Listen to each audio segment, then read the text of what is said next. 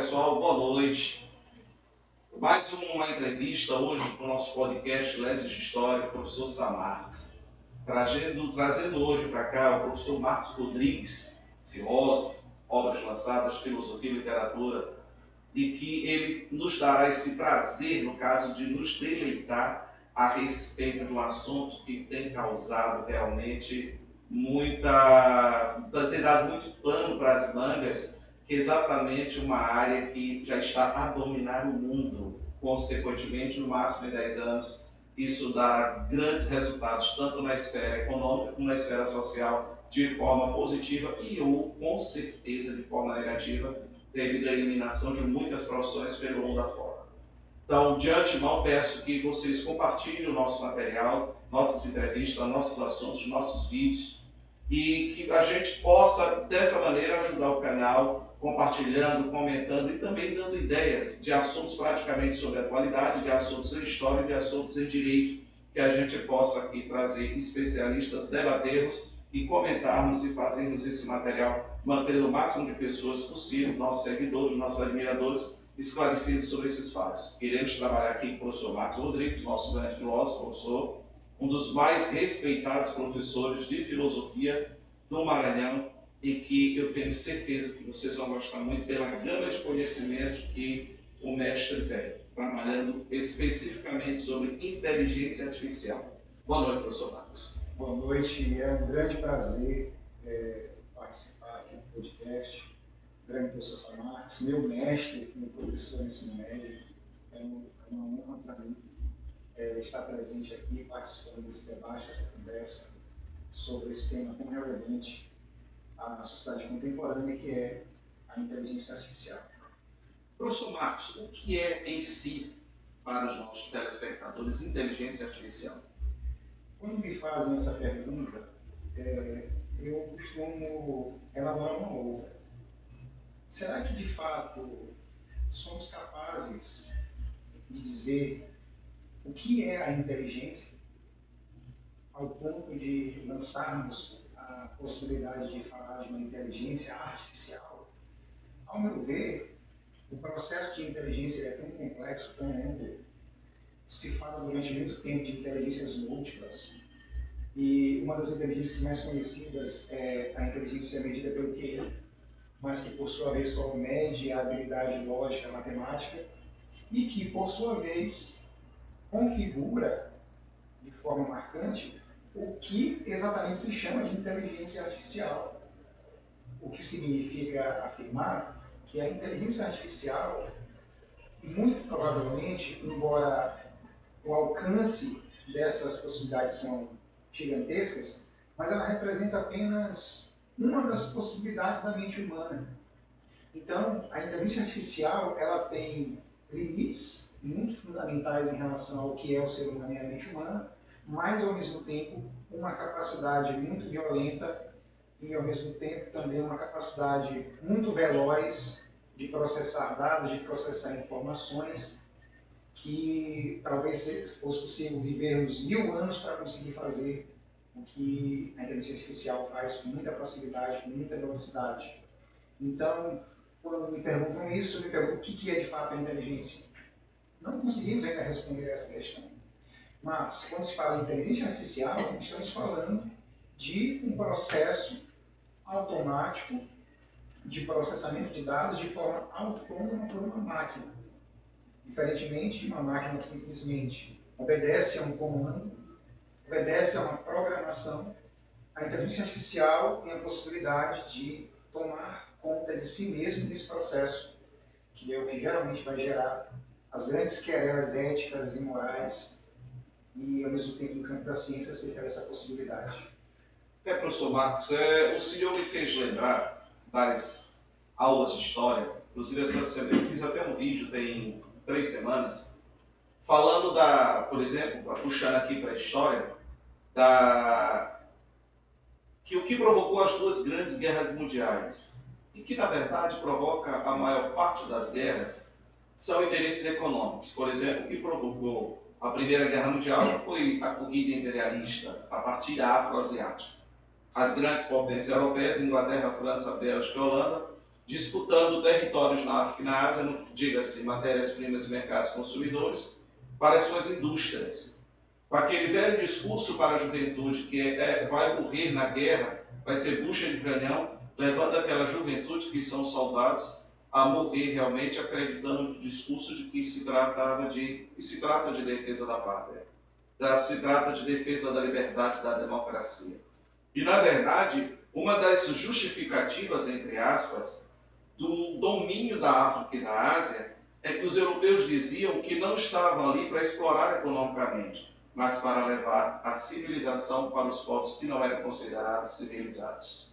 E aí eu lembro de uma resposta brilhante de um líder dos pigmeus, que um repórter europeu teria feito a seguinte pergunta, teria feito a ele o seguinte questionamento: por que vocês, pigmeus, que ainda bem, boa parte se encontra isolada em áreas remotas da África e que não quer aceitar essa, entre aspas, civilidade que nós temos aqui fora? E ele perguntou, por que vocês não aceitam a civilização entre vocês, pigmeus? Ele disse, e por acaso vocês são civilizados? Aqui a gente não mata, não rouba os nossos semelhantes. Por que a gente não aceita o quê, seu moço? E aí o repórter teria abaixado a cabeça e retirado. Por quê? Porque criou-se o mito do etnocentrismo, o mito da inferioridade afroasiática, o mito da superioridade branca. É um verdadeiro mito que logo, inclusive, a partir do final da Segunda Guerra Mundial, praticamente 60 países africanos e asiáticos venceram potências militares econômicas brancas dos povos considerados superiores, tanto na África como na Ásia, se tornando libertados das questões tipicamente políticas, porque a econômica, infelizmente, se mantém a dependência até hoje. Então, essa questão de falar de inteligência, o professor foi muito feliz, porque o que é inteligência? Essa inteligência artificial, na verdade, é a automação das máquinas, buscando criar essa inteligência que, inclusive, ameaça o emprego de muita gente. Portanto, depende do referencial essa pergunta que realmente acaba gerando questionamento sobre o que significa inteligência. Mas, professor Marcos, me diga uma coisa. Como é que tem sido encarada hoje essa definição dessa inteligência artificial, no caso, esse processo de automação, por parte dos nossos jovens, dos nossos alunos, da sociedade geral? Como é que tem sido encarada? Eu estava há pouco, antes de começarmos a entrevista, falando de um cidadão que é o geofísico, né? Salvo engano, o Sérgio Sacani, que tem espocado muito essa bolha de distanciamento pela linguagem da ciência da juventude. Como é que o senhor vê hoje, enquanto professor da juventude que nos cerca, do juventude que a gente trabalha, como é que o senhor hoje observa essa absorção dessa chamada inteligência artificial? Essa absorção ela quase se dá praticamente por osmose, por uma assimilação, muitas vezes até inconsciente do processo. Quando se vê, já se está dentro de toda uma gama de processos em que você, na verdade, nem mais se questiona acerca daquilo que você está envolvido. Certa vez, um aluno em sala de aula me perguntou como que era antes para se encontrar um endereço antes do Waze, antes do Google Maps. Em outras palavras, ele está se referindo ao GPS mesmo. Então, qualquer lugar que se queira ir, até mesmo para vir aqui para essa conversa, eu vim de Uber, que é um algoritmo dentro de uma perspectiva limitada, porque ele cumpre apenas essa tarefa de locomoção, né, com uma relativa precisão, e os nossos jovens já estão dentro desse processo e, por não se questionarem de como esse processo exatamente funciona, mas muito mais questionarem como era antes em relação ao universo em que eles estão inseridos, me parece ser muito fácil nesse contexto a criação de uma alienação absoluta, pois não havendo um questionamento, o que haverá na verdade é a construção de uma cultura que será inteiramente moldada pelos algoritmos e, consequentemente, pelas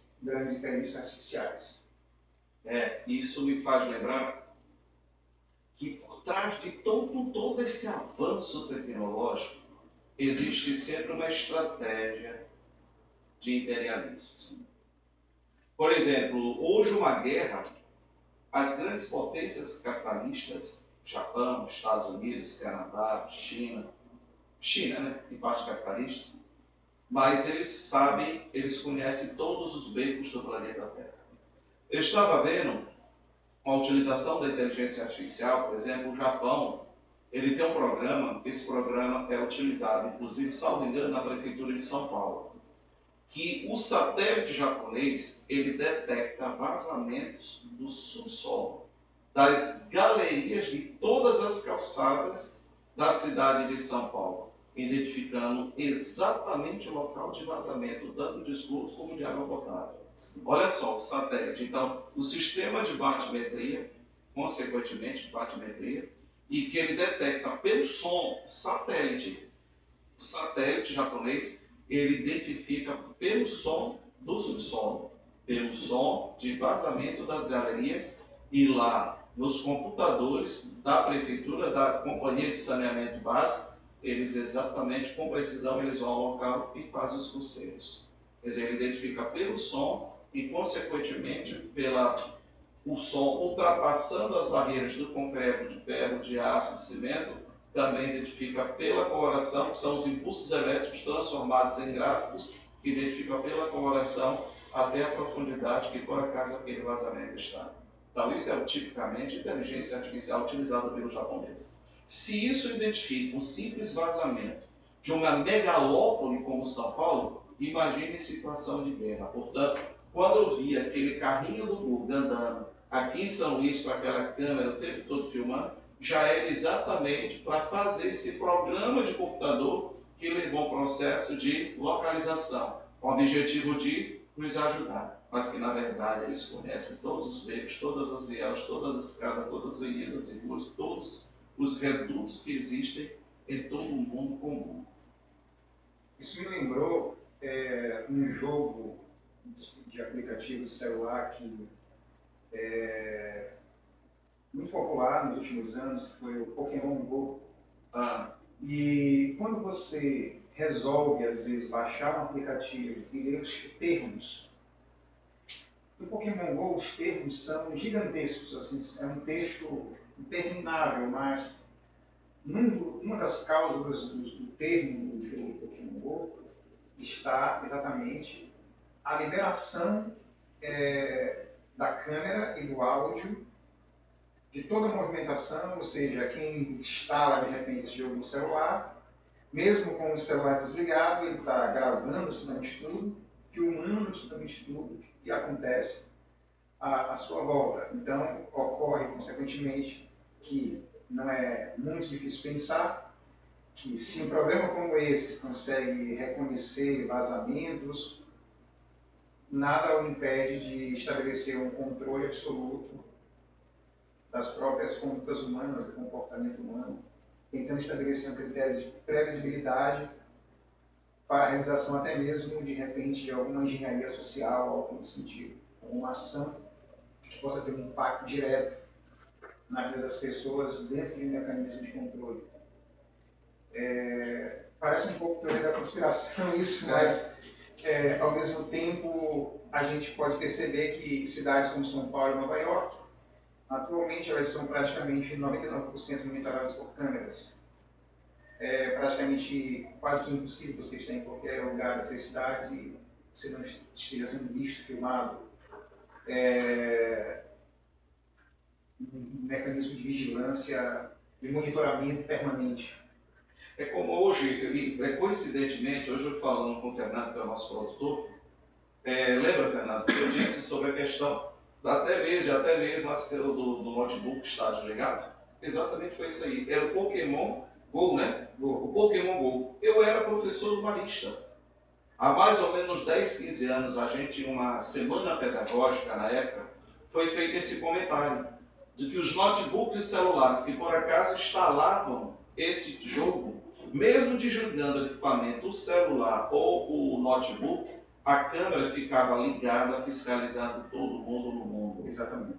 Ou seja, já era a utilização da questão da inteligência artificial, mas o tempo todo buscando o controle de toda a sociedade mundial por eventualidade imperialista. Sim. Que pode servir a interesses econômicos bem interessantes, como a psicóloga norte-americana Suzanne Zuboff escreveu um livro chamado Capitalismo de Vigilância. Então ela percebeu, de uma forma bem interessante, que o que na verdade se tem interesse em todo esse meio é na verdade por nossos dados. Para se estabelecer um critério... Identificar quem é quem, né? Identificar quem é quem e se ter um critério de previsibilidade absurdo, porque o Google, principalmente, não só o Google, mas os buscadores, eles criam algoritmos na medida que você faz as suas pesquisas. Sempre que você faz uma pesquisa no Google, é gerado um algoritmo acerca de seus interesses, de suas predileções, de suas opiniões. Então, o que acontece? Muitas vezes, o Google é o lugar onde você, de fato, é você no universo das Big Techs. Porque se você mente para o Google, ele não dá o que você precisa. Então, os mecanismos de busca e de pesquisa são fontes preciosas hoje para que se possa estabelecer uma previsibilidade, inclusive daquilo que vai chegar ao mercado. O que é que se está buscando? O que é que se está querendo? Então, é isso que ela vai chamar de capitalismo de vigilância. Ou seja, o capitalismo, na verdade, ele não está interessado em produzir determinada mercadoria, para utilizar um conceito clássico do marxismo, né? De criar uma mercadoria para atender uma demanda que necessariamente não se sabe se é uma demanda, mas é que essa demanda já aparece antes na pesquisa. Então, aquilo que se pesquisa com mais frequência, cria-se então uma tendência de mercado, onde o produto aparece misteriosamente de acordo com aquilo que as pessoas esperavam. Então, esse é o capitalismo de vigilância. Então, os algoritmos eles vão moldando, inclusive, o próprio modo que o consumo se dá hoje. Uma coisa que o professor Marx falou inicialmente, desse capitalismo de vigilância, que disse que logo antes existia aquela, entre aspas, preocupação com o bem-estar do cidadão. Na verdade, me fez lembrar um outro assunto dessa temática ideológica, econômica. Por exemplo, quando terminou a Segunda Guerra Mundial, o que gerou qual o primeiro país do mundo a promover a divisão de renda? A Rússia, com a Revolução Russa em 1917, a partir de outubro ou novembro. Mudança de calendário, né? Diferença de calendário. E a gente sabe que o que provocou a Primeira Guerra foi o capitalismo, que destruiu a Europa. Quem mais sofreu foi o pobre, evidentemente. Não demorou muito estourou a Segunda Guerra Mundial, também provocado pelo capitalismo, porque a Segunda Guerra Mundial será uma espécie de continuação da Primeira. Disputas econômicas, tem a questão ideológica, a democracia e fascismo, tem a questão do revanchismo, a questão do orgulho em si, mas o principal motivo realmente é econômico. Não há dúvida. E quando terminou a Segunda Guerra Mundial, que o mundo foi bipolarizado entre Estados Unidos e União Soviética, e a perspectiva de crescimento maior pela desconfiança do capitalismo era de crescer o socialismo. Então, o que os Estados Unidos fizeram? Reconstruíram o Japão para reconquistar a credibilidade do japonês para o capitalismo. O capitalismo, guerra que destruiu o Japão.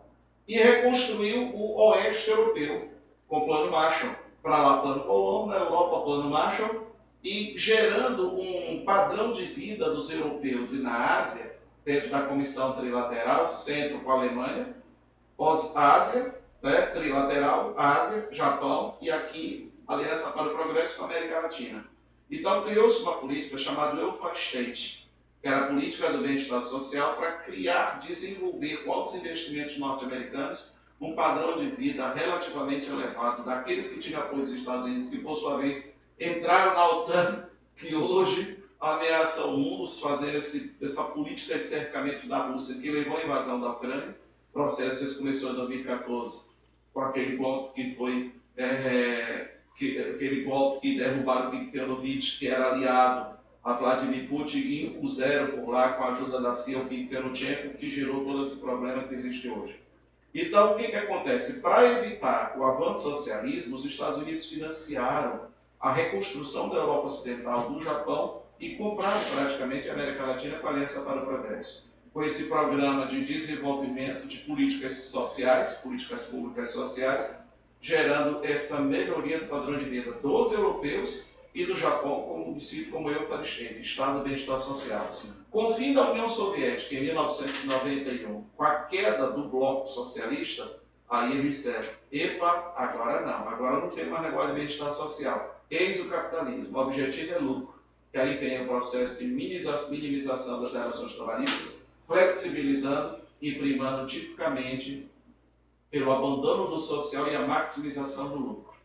Que exatamente é um dos medos hoje da chamada inteligência artificial, que eu estava conversando há pouco com o professor Marcos Rodrigues, antes de conversarmos esse maravilhoso bate-papo, dizendo que, por exemplo, a Universidade de Harvard fez uma pesquisa de 723 profissões, pelo menos 42% estão relegados a desaparecer exatamente por conta da inteligência artificial, no que eu gostaria que o companheiro, o mestre Marcos Rodrigues, fizesse uma explanação sobre esse medo que existe realmente em relação à inteligência artificial e ter que gerar essa grande onda de desemprego no mundo. Esse medo ele é absolutamente real e factível. E, ao mesmo tempo, é preciso também ter em mente que outros empregos também aparecerão por conta desses processos. Outras formas de empreender, de fazer. Porque eu entendo, na verdade, o mundo no sentido trágico. Um conceito grego que eu gosto muito. Não se trata de um progresso necessariamente de um regresso, mas de uma espécie de paradoxo que mostra que aparentemente algo avança, mas algum efeito colateral de retrocesso vem junto com tudo isso. Um exemplo claro será que com todo o avanço tecnológico que temos, o que justificaria ainda haver, por exemplo, terraplanistas? Então eu penso a realidade dentro de uma compreensão prática, paradoxal mesmo. Então, em relação à inteligência artificial, é a mesma coisa. E o que eu percebo é que tudo aquilo que está associado na prática humana, laboral, associado a um processo maquínico, a um processo lógico, a um processo de automação, tenderá a não mais necessitar do auxílio humano para o seu trabalho. Então, significa que diversos empregos, dentro desse processo, vão desaparecer por completo. Na nossa cidade mesmo, a gente percebe muito claramente empregos que já estão desaparecendo, como, por exemplo, cobrador de ônibus. Exato. Já sumiu, já desapareceu. Atendentes de telemarketing gradativamente estão desaparecendo. Às vezes você entra em contato com o banco, você fala com a inteligência artificial, Bradesco, a Bia, aí você tem Magazine Luiza, acho que é um dos pioneiros nesse processo de uma inteligência artificial em relação ao atendimento. Então, aquilo relacionado ao atendimento, à automação, engenheiros, em algum momento se tornaram completamente inúteis, talvez. Um cálculo estrutural, a IA faz com muito mais precisão do que um engenheiro que leva lá 2, 3, 4 horas para realizar esse processo. Poderá ser reduzido, por exemplo, a um mestre de obras, porque todo aquele trabalho intelectual que o engenheiro precisaria fazer não será mais necessário. Recentemente foi feita uma experiência com IAs capazes de dar diagnóstico de diversas patologias. Se percebeu que, com muito mais precisão que os médicos humanos, essas IAs conseguiram vencê-los nessa tarefa. O que significa dizer que a própria medicina, inclusive o próprio trabalho do médico, em algum momento será reduzido a um determinado processo, talvez de supervisão das máquinas, ou para tentar realizar alguma outra tarefa que não é possível para essa automação. Então, o que eu percebo é isso, gradativamente, tudo aquilo que for associado a um processo industrial, a um processo maquínico, a um processo de automação, e todas as atividades que exigem raciocínio lógico serão completamente substituídas com toda a precisão gradativamente. Certo. Professor, assim, eu Eu acabei de lembrar que o senhor fez um comentário também sobre, por exemplo, o Pokémon. Sim. O Pokémon Go, né? Isso, Pokémon Go. Um detalhe que, por exemplo, tem sofrido muita censura é o TikTok. O TikTok é chinês, não é isso? O TikTok é chinês. E o TikTok com a inteligência artificial, Fernando, o TikTok com a inteligência artificial, no momento que o senhor faz o primeiro acesso, em prazo máximo de 3 minutos, ele enche a pessoa, ofertando situações por identificar o perfil de cada pessoa. E tem um detalhe diferente nele, fundamental. Inteligência artificial. Chinês. Por exemplo, em relação ao Instagram, cria algoritmos que não permitem determinadas pautas, determinados discursos viralizarem como outros. No TikTok isso é gradativamente quebrado. O que significa dizer que não quer dizer que o TikTok seja uma plataforma democrática, permite qualquer tipo de discurso viralizar e ter um longo alcance. Na verdade, é um processo selvagem mesmo. De lucro. De lucro. E acaba sendo extremamente perigoso. E altamente perigoso. Porque, pela forma com que viraliza, o risco de situação conflituosa e de destruição de imagens é muito grande. Lembro que agora foi inteligência artificial, por exemplo, que foi pega numa situação recente que deixou o mundo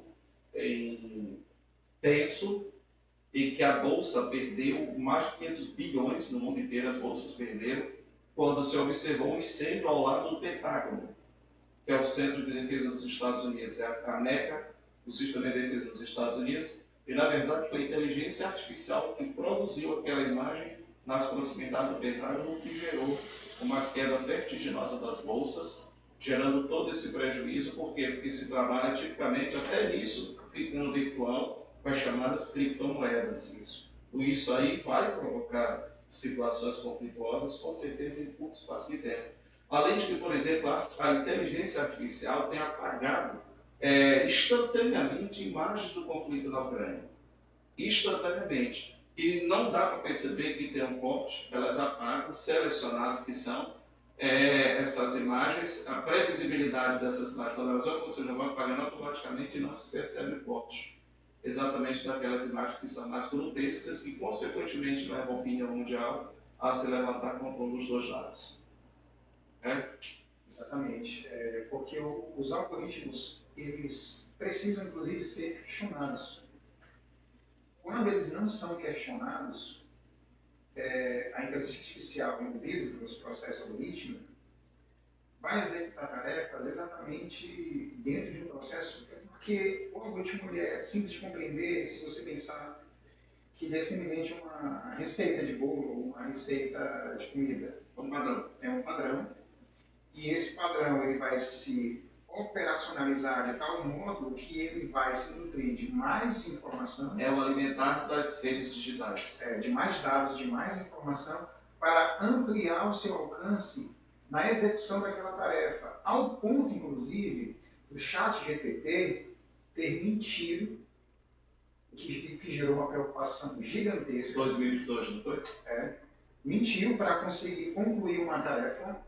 O que é interessante pensar? Porque como a inteligência artificial ela opera dentro de um mecanismo puramente lógico, pode ser que ela se sirva de outros mecanismos para tentar realizar, entendendo que de repente ela seja autoconsciente.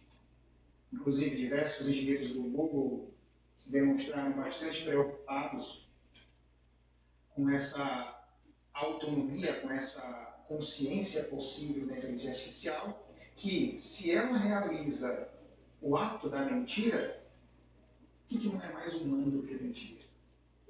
É porque, inclusive, como se cria essa situação de programação das máquinas? Elas se baseiam nos logaritmos, nos algoritmos padrão. Os algoritmos são as redes padrões, são aqueles dados padrões, e que são, consequentemente, alimentados de diversas formas pelas redes digitais.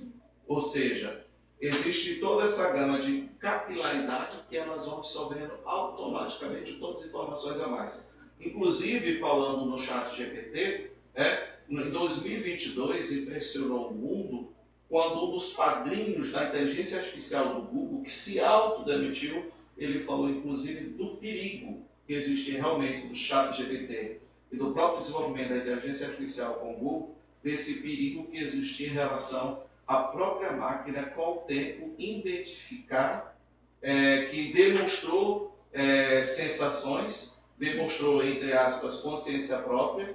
Em 2022 ele percebeu isso e fez o alarde, ele fez a crítica, como o próprio Elon Musk, ele tem batido muito nessa tecla de ter que se criar mundialmente uma legislação que possa primar pela ética para evitar que futuramente ocorra o que ele chama de singularidade. Sim. Quer dizer, a singularidade que não seria nada mais e nada menos do que as máquinas com inteligência suficiente para acabar interpretando o próprio homem como perigoso para elas. Exatamente. Porque o que pode então, acontecer com muita facilidade é que, como a inteligência artificial ela navega com a sua consciência dentro do universo das redes da internet, nada poderá as impedir, por exemplo, de tomar as rédeas de controle de tudo aquilo que nos serve. E ela pode, de repente, tomar as rédeas de controle de absolutamente tudo. Por exemplo, vamos imaginar todas as contas bancárias do mundo são operadas pela internet. Então, a inteligência artificial atingindo um nível de autoconsciência e, ao mesmo tempo, se servindo de tudo que está disponível nas redes, e porque ela, na verdade, ela também aprende a organizar as tarefas, sei lá, bloquear todas as contas de todas as pessoas, bloquear e controlar tudo aquilo que hoje é automatizado por meio da internet, a solução, de repente, vai ser a gente tirar da tomada e retomar um modo de vida paleolítico. Talvez seja a única solução se isso acontecer. Não, vamos tirar da tomada e retornar algo meio distópico, vamos dizer, né? É uma realidade que não tem como voltar atrás. Eu lembro que quando surgiu o chamado programa Guerra nas Estrelas, década de 80, já se falava inclusive do perigo. Começou a se trabalhar em cima da chamada nanotecnologia. Né? A gente conversa muito com as pessoas não sabem o que é a nanotecnologia e a tecnologia industrial. A tecnologia hoje que se trabalha nessa tecnologia mais refinada, mais aperfeiçoada, nanotecnologia é baseada no nano. O que seria o nano? Uma unidade de medida? O nano é um milímetro dividido por 1 milhão de vezes. É o nano. E o angstrom é o nano dividido por 1 milhão de vezes. Resumindo, é uma tecnologia operada com microscópios eletrônicos extremamente potentes, que é com que eles trabalham hoje nessas tecnologias, inclusive da inteligência artificial. Professor Marcos, então o medo deles, desde quando começou a se trabalhar, pelo menos em definição na década de 80, ressalvas. Quando se começou a se trabalhar com esse programa Guerra nas Estrelas, já se falava naquela época, eu lembro bem, que o medo das grandes potências era que no futuro Estados Unidos, na época a União Soviética e outras grandes potências, pudesse criar, a partir da nanotecnologia, verdadeiros exércitos de micro-robôs, no que naquela época já era previsão de que a humanidade ficaria ameaçada com esse tipo de evolução. E a gente sabe que hoje em dia é uma realidade. Eu vi um micro-robô, por exemplo, que o Centro Tecnológico de Tel Aviv, que se diz que é o melhor do que o próprio Massachusetts, o MIT, nos Estados Unidos, que eles criaram um micro-robô que ele é movido com a energia do próprio organismo, a energia cinética. Parece ele é muito menor, infinitamente menor do que um grão de arroz, e que ele percorre todas as artérias, inclusive do cérebro, para identificar doenças, portanto, medicina preventiva, e também identificar sequelas, ou então AVC, derrame cerebral, essas coisas. Quer dizer, verdadeiramente utilizado para o bem na medicina, mas também, por sua vez, existem todos esses medos e que são reais de que essa nanotecnologia, a tecnologia industrial, a inteligência artificial ameaçam verdadeiramente a humanidade. Com base nisso, o que são hoje, dentro da inteligência artificial, dentro da IA, o que é hoje, o que eles se referem a redes neurais? O senhor pode falar sobre? Vamos lá. Recentemente, algo impactou toda a comunidade que estuda e aprecia a inteligência artificial. Tem um algoritmo que foi programado especialmente para jogar xadrez, chamado Stockfish. Esse algoritmo... Perdão, professor, qual era o nome da máquina que venceu o Kasparov? O robô, lembra? Não lembro agora. O robô venceu o maior enxadrista, né? O russo. Mas perdão, pode continuar. O Stockfish, ele, enquanto algoritmo, ele tem os dados de vários séculos de jogadas de xadrez humanas, tem em sua memória todos os livros de xadrez disponíveis, entradas ordinárias, tudo que se imaginar no jogo de xadrez, e ele é capaz de realizar 70 bilhões de combinações por segundo. Mas o que surpreendeu mais a comunidade de inteligência artificial foi um novo algoritmo criado chamado AlphaZero. O AlphaZero derrotou o Stockfish. E o AlphaZero, ele não foi ensinado a jogar xadrez. Ele aprendia enquanto jogava. E contra o Stockfish, que é, na verdade, um algoritmo que tem a única tarefa de jogar xadrez, ele conseguiu vencer 29 partidas, o AlphaZero, do Stockfish, e empatou 70 partidas. Se não me lembro, esse é o número. E não perdeu nenhum. Não perdeu nenhum. E ele aprendia enquanto jogava e não foi ensinado a jogar xadrez. O que significa dizer que o AlphaZero atingiu um grau de autonomia, de captação de dados e de estratégia de xadrez muito maior que o Stockfish. O que faz se imaginar que o grande perigo da inteligência artificial é que, na tarefa do raciocínio lógico, estarão sempre à nossa frente. Não haverá possibilidade de acompanhar, o cérebro humano acompanhar. Não quer dizer que o Kasparov não seja melhor do que esses algoritmos, mas que o cérebro humano não tem a mesma velocidade que de processamento das jogadas. Talvez se Kasparov vivesse 10 mil anos e pudesse pensar as 70 milhões de combinações que o Stockfish é capaz e que ainda assim perdeu para o AlphaZero. Então, essa velocidade de chegar a uma conclusão dentro de um processamento de dados, dentro de uma estrutura padrão lógica, é o que de fato assusta e é perigoso. Que seria, no caso aí, estando identificadas as redes neurais, identificando, copiando de maneira potencializada as redes de neurônios do ser humano, não é isso? Que funciona através de sinapses e fazendo todo o mapeamento e rastreamento e fazendo um mapeamento de como esses impulsos elétricos do cérebro operam em sinapses para gerar determinado raciocínio, determinada conclusão, determinada visão de mundo, seria completamente de se pensar que os algoritmos conseguiriam estabelecer um grau de previsibilidade de nossas ações. A questão da sinapse, por exemplo, as informações que são passadas pelos neurônios, né, nos dendritos neuronais, tem substância neurotransmissoras, né, que através de impulsos elétricos transporta as mensagens de um dendrito para outro do neurônio. Exatamente as sinapses, ou seja, as máquinas já fazendo exatamente esse trabalho de sinapse, impulsos elétricos, com certeza eles pesquisaram sobre, inclusive, a questão da voltagem do cérebro, do que era em termos de voltagem, descarga elétrica provocada pelo cérebro, o sistema temporregulador, que, consequentemente, eletronicamente falando, a inteligência artificial hoje, potencializada, evidentemente, criam essas redes neurais. É muito interessante. É muito interessante. Agora, tem uma outra coisa que é até mais preocupante que a inteligência artificial, mas isso de repente poderia ficar para um outro bate-papo, que é a questão do transhumano. Transhumano? que é uma discussão filosófica atualmente está no início,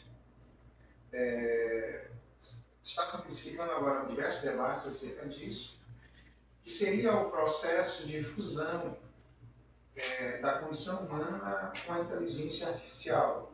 Recentemente, o Elon Musk recebeu autorização para fazer estudo de chips no cérebro humano. Então, o que significa dizer que a implantação, por exemplo, de um chip com inteligência artificial, com todo o critério de algoritmos no cérebro humano, faria o cérebro humano potencializar a sua capacidade de raciocínio, somado a isso a sua própria condição humana, geraria algo muito diferente do que nós somos. Se chama transhumano por essa razão, ou seja, será que ainda dá para dizer que isso é humano ou é é um outro momento do próprio processo, vamos dizer assim, evolutivo? Não estou usando esse termo porque eu não sei um outro que poderia usar, mas seria uma nova fase, né, do próprio desenvolvimento humano. O que tornaria, de certa maneira, algo até mais perigoso e interessante que a própria inteligência artificial em si, como eu falei antes. Que é unir a inteligência humana com a inteligência artificial. Porque a inteligência artificial dominando tudo, controlando todos os processos, tirar da tomada resolveria, mas como transhumano. Com o caso das nanotecnologias, como tu mencionaste, que se alimenta da própria energia do corpo, do próprio calor humano, né? Se isso fosse colocado dentro do próprio ser humano, de modo que o próprio corpo humano, a sua própria fisiologia alimentar esse processo sem precisar, por exemplo, de um canal de energia externa, geraria uma outra percepção. Ou seja, quase como meta-humanos. Isso me fez lembrar, professor Marcos, agora dos milhares e milhares de instrumentos retirados de muitos seres humanos que, através de terapia regressiva, hipnose em si, declararam terem sido vítimas de abduções, onde todos os instrumentos retirados dessas pessoas, o que se detectou foram verdadeiros dispositivos eletrônicos, como antenas e microchips, que consequentemente foram absorvidos pelo próprio organismo, ou seja, o orgânico sendo orgânico absorvendo o eletrônico, que é exatamente isso. Isso também faz lembrar, aos 15, 20 anos, foi produzido um grande filme com a atriz, não sei se era Sigourney Weaver, você se lembra que foi primeiro filme onde apareceu, se vislumbrava a pessoa usando um exoesqueleto.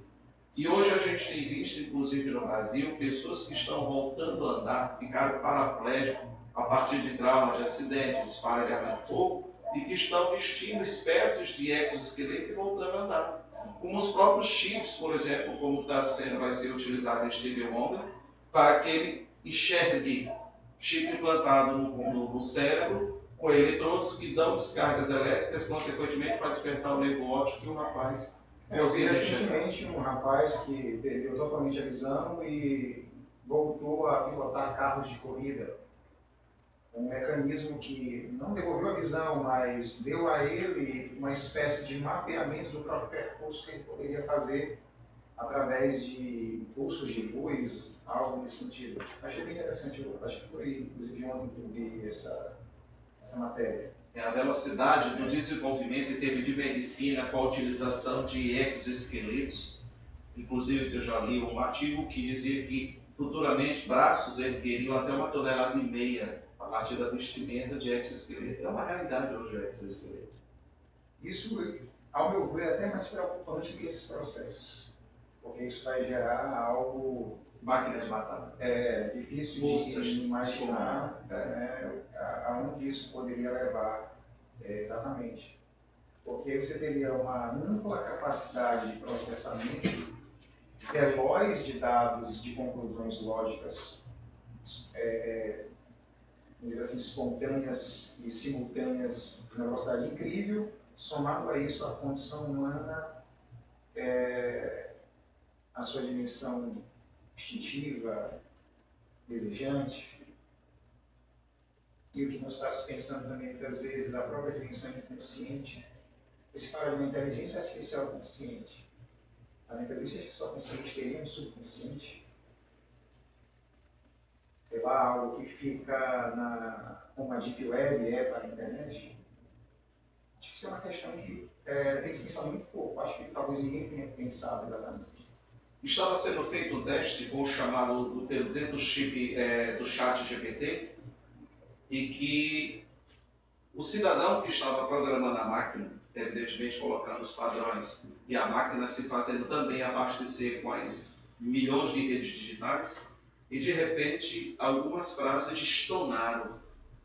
Isso fez com que eles parassem o desenvolvimento daquela máquina e, consequentemente, para repensar com a própria ideia do Elon Musk, nesse sentido de que é uma preocupação permanente dele, inclusive sobre essa questão do metaverso. O que o senhor tem a falar do metaverso? O que o metaverso pode contribuir hoje? O que é o metaverso? O que pode contribuir, mas o que gera também risco?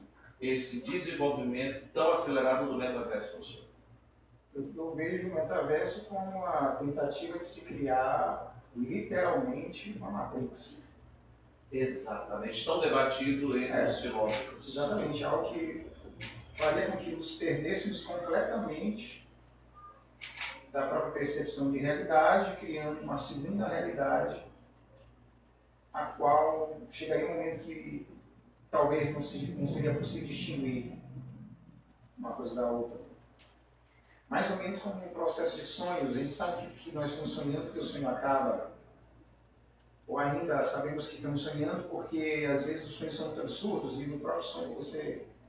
Isso não pode ser real. Né? Mas há sonhos, por exemplo, que parecem ser tão reais que quando você acorda, você se espanta, mas é um sonho. O metaverso tem sido utilizado no mundo tipicamente naquele óculos, como é que é chamado o óculos? Óculos de realidade virtual. Óculos de realidade virtual, que é o metaverso, a alegria. Exatamente. Mas a grande questão é que se, além de se criar uma visão simulada, se criasse também sensações simuladas. Aí seria bem difícil estabelecermos uma distinção clara sobre o que é real ou não. Tem um episódio daquela série Black Mirror que mostra exatamente uma experiência nesse sentido. E se chegava um momento em que não se sabia mais o que era simulação e o que era a realidade. Quer dizer, o perigo, inclusive, da própria sensação, do que pode mudar na sensação humana, que inclusive pode ser programado. Sim. Eu penso que eu estou rico, aparece lá a moeda, né? No metaverso. Sim. Eu penso que eu estou numa praia, se programa para aparecer com praias paradisíacas. Mas também, ponto positivo, eu vejo que o metaverso, para ver inclusive uma entrevista com o Sérgio Sacani falando especificamente sobre isso, da forma positiva. Por exemplo, uma pessoa que pode ser uma cirurgia extremamente delicada de coração do cérebro e que o maior especialista no mundo é no Japão. E através do metaverso ele pode, com certeza, no centro cirúrgico presente, aqui o médico aqui, o auxílio do médico que é no Japão, como se ele estivesse participando ativamente da cirurgia, não é isso? Exatamente. Isso me lembra bastante uma das conclusões do filósofo medieval Santo Tomás de Aquino. Algo interessante que ele postula é que o ser humano aprenderia, ou seja, produziria conhecimento independentemente da vontade de Deus. O que significa dizer que o conhecimento, a ciência, eles não são em si morais, mas quem se serve dele é que pode estabelecer a ele uma determinada consequência. Então, a energia atômica, por exemplo, pode ser usada para abastecer uma cidade, mas pode ser utilizada também para destruir uma cidade. Então, por isso que eu prefiro certamente tentar ler esses processos dentro de uma matriz trágica, como eu costumo dizer, tentando identificar exatamente que esses processos podem trazer coisas terríveis, mas ao mesmo tempo há também grandes maravilhas nisso que está acontecendo. Mas o detalhe é que logo após a maravilha, quando eles causam um prejuízo é muito grande, como a causa da energia nuclear. A gente vê hoje, professor Marcos, a perspectiva realmente gigantesca de olharmos a qualquer momento eclodindo aí uma guerra nuclear, esse conflito da Ucrânia e da Rússia. A gente sabe que é coisa que está escalando uma situação extremamente arriscada e que, infelizmente, as grandes potências ocidentais hoje continuam abastecendo essa guerra com armamento pesado, com aviões de combate, até mesmo agora que a gente não sabe realmente, não tem como afirmar se foi a Rússia ou a Ucrânia que destruiu aquela represa É uma tática de guerra, que é a técnica de terra arrasada, utilizada em todas as guerras praticamente. Mas ali a tragédia humanitária, a tragédia ambiental é muito grande. E infelizmente a gente vê que a cada dia mais problemas estão acontecendo entre as nações, colocando frente a frente potências nucleares. A Rússia jamais será derrotada nessa guerra. Vladimir Putin jamais vai abrir mão desses territórios que ele ocupou. Nunca. As pessoas que pensam com essa visão, sendo influenciadas pela mídia ocidental, pode tirar o cavalo da chuva, porque ali é um povo de origem eslava, que é o povo russo. Então eles jamais irão abdicar, porque se por acaso Vladimir Putin reconhecer a derrota, ele está morto. Porque a oposição lá na Rússia vai derrubá-lo, ele vai ser morto. Ele não vai escapar. Então ele jamais vai perder. Em último caso, com certeza, ele vai utilizar armamento de destruição em massa. Vai utilizar. Mas, professor Marcos, resumindo, se o senhor fosse colocar numa balança a questão do desenvolvimento da inteligência artificial, tem mais a acrescentar? Ou tem mais de positivo para a humanidade ou mais a perder? O que a gente tem de positivo com a inteligência artificial hoje? O que vai acontecer, na sua visão, enquanto estudioso do assunto, mas também qual é o real perigo que todo mundo tem? Eu penso que os grandes benefícios da inteligência artificial é a maximização de determinados processos, avanços na medicina, avanços tecnológicos que podem beneficiar em diversas áreas. Mas o grande risco é exatamente esse da inteligência artificial, de repente, se levantar contra o homem. Fugir completamente do nosso controle e fazer com que a gente esteja completamente ameaçado em nossa própria condição. São os grandes perigos. Ao mesmo tempo, também eu percebo que a inteligência artificial, delegando demais a ela as tarefas, a nossa tarefa do pensamento também perde. Mas realmente o grande perigo hoje, segundo os grandes especialistas, os grandes cientistas, exatamente, já que essas máquinas demonstraram, de certa forma, sentimento em 2022, o chat GPT demonstrando esse tipo de situação, realmente são as máquinas tendo esse processo que eles chamam de singularidade, se voltarem contra os homens, identificando o homem como ameaça. Exatamente. Inclusive, aquele Jeep que foi explorar o planeta Marte, ele se aproximava de algumas rochas e ele mesmo, sem qualquer tipo de comando ou programação para aquele momento, ele chegava próximo a uma rocha e ele determinava sobre se aquela rocha poderia ou não representar uma ameaça. Consequentemente, esse jeepzinho, ele desviava daquela rocha e procurava outras rochas. Consequentemente, tirava as amostras no próprio robô. Tem um laboratório analisando a composição química de cada rocha. Mas ele desviava, ele por conta própria interpretava. E hoje a inteligência artificial faz com que as máquinas em si demonstrem que elas têm consciência própria. Então aí que reside o risco à humanidade.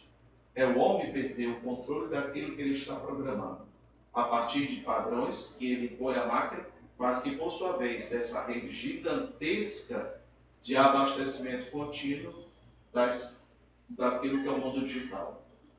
A gente não faz a menor ideia da densidade, da grandeza do que significa esse processo. São milhões e milhões de dados absorvidos a cada milésimo de segundo, fazendo se construir uma determinada mentalidade tão demasiadamente abastecida de informações que não se perdem, que não é como a nossa memória, que vai apagando, algumas coisas somem, outras coisas aparecem, outras coisas ficam armazenadas no subconsciente. O que se tem ali é a consciência plena de tudo que se absorve, que cria uma espécie de análise combinatória para as mais diferentes circunstâncias. Estabelecem critérios de previsibilidade bastante precisos. Isso, de fato, pode ser bastante preocupante. Professor Marcos, uma pergunta que não quer calar. O senhor acha que essa tecnologia toda, esse desenvolvimento de inteligência artificial, tem alguma influência fora da Terra? Acho que é possível haver. Será que estamos sozinhos? Eu creio que não, assim.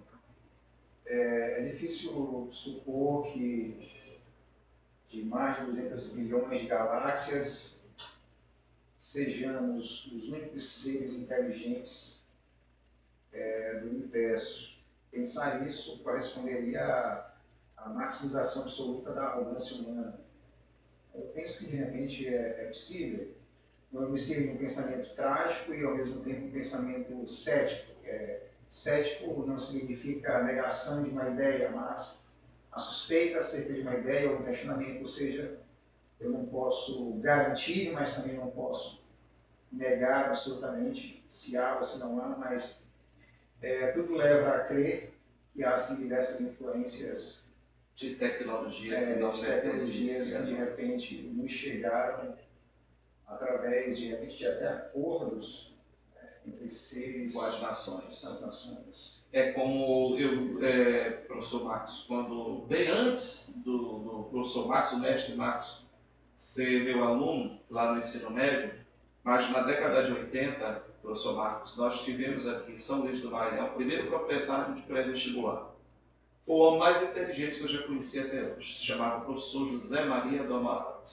Todos os grandes professores que faltavam, Fernando, ele entrava e dava aula sem dever a ninguém. Matemática, física, biologia, química. E se achava que eram conhecimentos pequenos. Não, ele tinha uma gama de conhecimento, ele tinha uma quantidade de leitura gigantesca. Um homem de mais ou menos 1,50 m de altura. Professor José Maria do Amaral. E ele dizia uma coisa que todo mundo achava muito engraçada. E é pura verdade, que na natureza nada se cria, nada se destrói, tudo se copia. De onde vem isso tudo? Esse desenvolvimento tecnológico, a partir da década de 80, com o projeto Guerra nas Estrelas, começou a demonstrar essa incipiente inteligência artificial que, com certeza, não basta tardar, em 10 anos estará dominando o mundo. Inclusive, hoje, entrevistando aqui, às 11 horas, nós começamos a entrevistar o secretário Luiz Henrique, secretário de Trabalho e Renda Solidária do governo do Estado do Maranhão.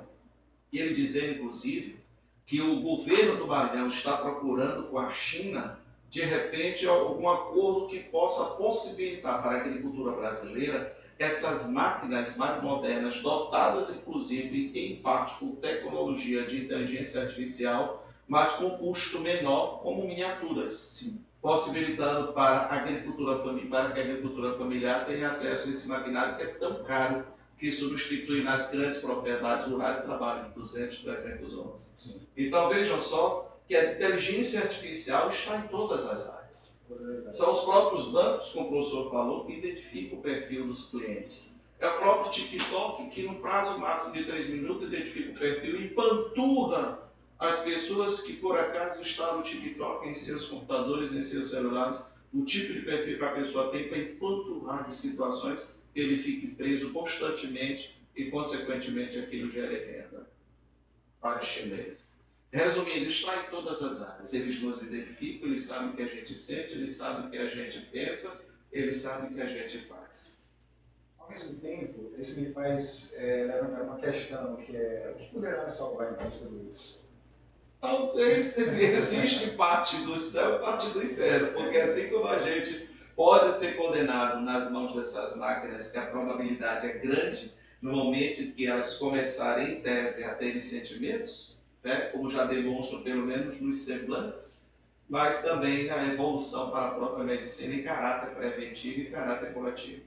Eu fiz essa pergunta porque talvez o ano que vem eu lancei mais uma obra, e essa obra que eu estou preparando chama-se Soma Calológica, que o conceito que eu estou trabalhando é realmente o conceito do caos, um assunto que eu estou trabalhando há muito tempo, é uma tese que eu estou desenvolvendo para esse livro.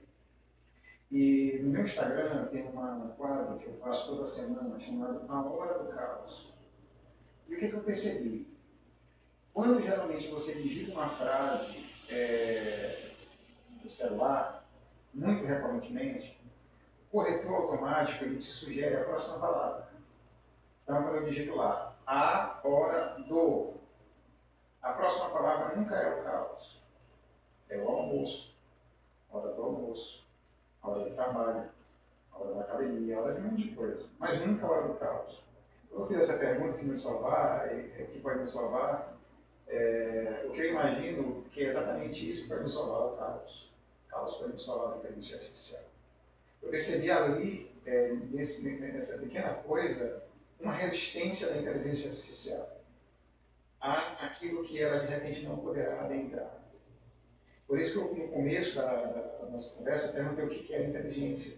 Porque é difícil supor que, por exemplo, a inteligência artificial possa ter angústia, inquietação, espanto. Então, talvez isso me salve. E quando eu falo em caos, eu estou falando de um processo que é o seguinte: o caos não é desordem, porque a desordem ela tem como referência a ordem. Então, se de repente nesta sala você tira tudo de lugar. A tese é antítese. Você tira tudo de lugar aqui desta sala, e se uma sala está desordenada, ou alguém pode dizer a sala está no caos, mas na verdade não é um caos, porque a desordem desta sala tem como referência o que seria a ordem desta sala. Então, o caos, na verdade, antecede o processo de ordem e desordem. E tem um capítulo que eu escrevi nessa obra chamado A Ciência e Seus Abismos. E justamente a inteligência artificial entra nessa discussão. Então, uma obra aí que vocês têm que aguardar. Com certeza, e precisamos marcar uma entrevista antes de ser publicada e logo após ser publicada essa obra para a gente ler, que eu possa ler e a gente conversar sobre isso e fazer pontuações. Professor Marcos, é uma honra, realmente foi uma honra ter o senhor aqui, bater esse papo. Espero contar por diversos momentos ainda com suas boas palavras, com seus conhecimentos. E como eu disse antes, o senhor realmente é uma referência, tanto enquanto homem, enquanto conhecedor. Conhecimento orgânico e aquilo que o senhor tem a passar, que já passou e que vai passar muito mais. E tenha certeza que a medicina vai estar evoluindo e o senhor será parte desse processo. Eu, inclusive, já fui utilizado até como cobaia da cirurgia que eu fiz de próstata. Eu fui cobaia, inclusive, eu me prontifiquei para ser cobaia de algumas experiências científicas relacionadas à dor. Eu me ofereci para ser utilizado em vários experimentos e, com certeza, eu tive êxito. E logo, logo, nós estaremos salvaguardados por esse conhecimento que tanto avançou hoje, inclusive de câncer, que o Brasil tem evoluído bastante com a célula T, pesquisa de célula T. Então, muito obrigado. E suas palavras aqui finais, agradeço muito pelo esse deleite que o senhor possibilitou a mim e aos nossos telespectadores do Mestre de História, e com certeza eu ainda vou ter que encher muito o saco do senhor e nos deleitar com mais conhecimentos, inclusive sobre essa obra, mais uma obra que o senhor já lançado. Eu que agradeço pelo convite, pela oportunidade, e para mim é uma honra estar diante de alguém que é um dos meus mestres, uma das referências que eu tenho para toda a minha vida, inclusive para a minha própria carreira de professor, consequentemente o professor Samarcos, uma dos nomes que me realmente sempre em tudo isso que eu faço. Obrigado, professor, e mais uma vez, muito obrigado a todos vocês. Compartilhem o nosso material, curtam, compartilhem e também comentem e opinem sobre os assuntos que a gente deve explorar. Que a inteligência artificial venha sim, com esse nosso desejo, e os grandes conglomerados até mesmo que trabalham em cima dessa tecnologia, que venha pelo menos com bons sentimentos, com bons pensamentos em relação à humanidade. A humanidade precisa da tecnologia, a humanidade precisa desse desenvolvimento tecnológico que não tem como voltar atrás, vai avançar, e a medicina principalmente nesse processo. E que se pense realmente o que se fazer para que esses profissionais, cujas profissões irão desaparecer com o processo de automação e inteligência artificial, possam ser pautas permanentes dos governos do mundo inteiro para que não haja essa problemática social que se avizinha tão grave. Muito obrigado, professor Marcos. Muito obrigado a todos. Tenhamos uma excelente noite, um excelente final de semana. Muito obrigado.